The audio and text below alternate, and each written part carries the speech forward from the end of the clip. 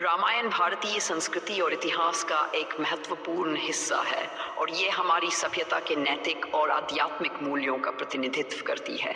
लेकिन समय के साथ इसके विभिन्न पात्रों और घटनाओं को लेकर कई दृष्टिकोण सामने आए हैं। कुछ लोग इसे एक पवित्र ग्रंथ मानते हैं तो कुछ इसे ऐतिहासिक और सांस्कृतिक घटनाओं का संग्रह मानते हैं।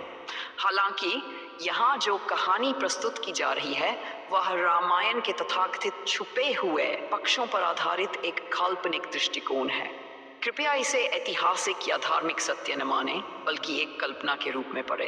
रामायण के छुपे हुए पहलू। एक बार की बात है, अयोध्या के महाराज दशरथ ने अपने 4 पुत्रों राम, लक्ष्मण, भरत और शत्रुघ्न का पालन पोषण बड़े आदर्श और मर्यादा के साथ किया।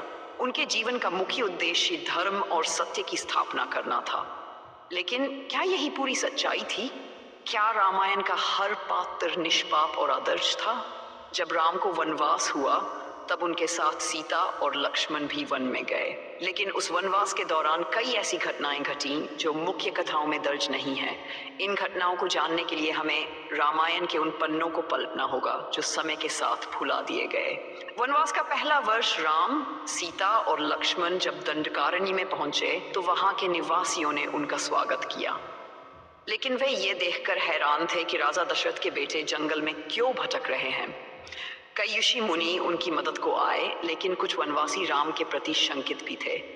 उन्होंने सोचा कि यह राजकुमार किस उद्देश्य से जंगल में आया है। एक दिन एक वृद्ध तपस्वी राम के पास आए और उनसे पूछा, हे राम, क्या तुम्हें कभी लगा कि तुम्हारे पिता ने तुम्हारे साथ अन्याय किया? राम ने सिर झुकाकर कहा, पिताजी ने जो भी किया धर्म के अनुसार किया। तपस्वी मुस्कुराए और बोले, धर्म और राजनीति में बड़ा अंतर है। क्या तुमने कभी सोचा है कि तुम्हारे वनवास के पीछे केवल कैकेयी की जिद नहीं बल्कि एक गहरी साजिश हो सकती है? राम चौंक गए। उन्होंने पूछा, आप क्या कहना चाहते हैं? तपस्वी ने उत्तर दिया, तुम्हारे पिता ने अपनी जवानी में कई ऐसे कार्य किए जिनका प्रभाव अब तुम्हारे जीवन पर पड़ रहा है। ये वनवास केवल तुम्हारी परीक्षा नहीं है बल्कि दशरथ के किए कर्मों का प्रतिफल भी है। शूर्पणखा की कहानी। रामायण में शूर्पणखा को एक राक्षसी के रूप में चित्रित किया गया है जो राम और लक्ष्मण से विवाह का प्रस्ताव लेकर आई थी। लेकिन क्या वह वास्तव में इतनी बुरी थी?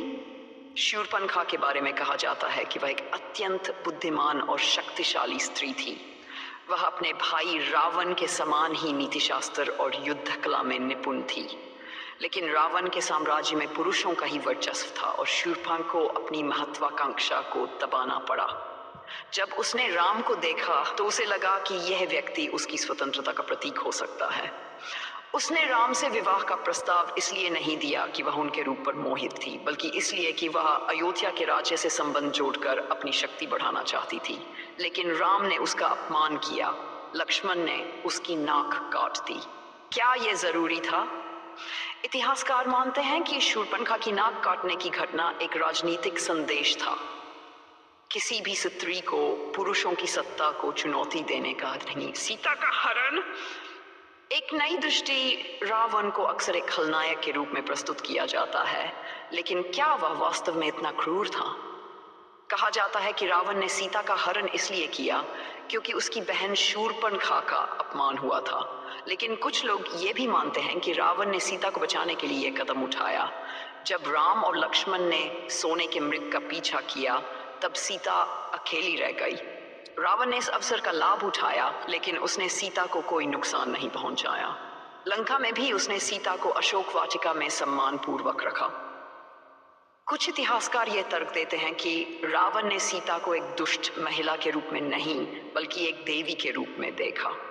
उसने सीता को अपनी पत्नी बनाने का विचार कभी नहीं किया, बल्कि वह चाहता था कि राम और लक्ष्मण उसकी शक्ति को समझें और उससे संधि करें। राम राज्य की सच्चाई। जब राम ने रावण का वध कर दिया और सीता को वापस अयोध्या ले आए तो उन्हें राजा का ताज पहनाया गया। लेकिन सीता के प्रति समाज का रवैया क्रूर था। कुछ लोग ये सवाल उठाते हैं कि राम ने सीता की अग्नि परीक्षा क्यों ली। ये कहा जाता है कि राम ने समाज के दबाव में आकर यह निर्णय लिया। उन्होंने एक आदर्श राजा बनने के लिए अपनी पत्नी के साथ अन्याय किया। लेकिन क्या यह सही था? कई विद्वानों का मानना है कि राम राज्य केवल एक मिथक है। यह समाज के आदर्शों को दर्शाने के लिए करी गई एक कथा हो सकती है। रामायण के इन छुपे हुए पहलुओं पर विचार करने से यह समझ में आता है कि हर कहानी के दो पहलू होते हैं। निष्कर्ष, रामायण की कथा हमारी सभ्यता का एक महत्वपूर्ण हिस्सा है, लेकिन इसे केवल एक पक्षीय दृष्टिकोण से देखना अनुचित है। हर पात्र के अपने गुण और दोष होते हैं। यह हम पर निर्भर करता है कि हम इसे किस तरह से समझते हैं।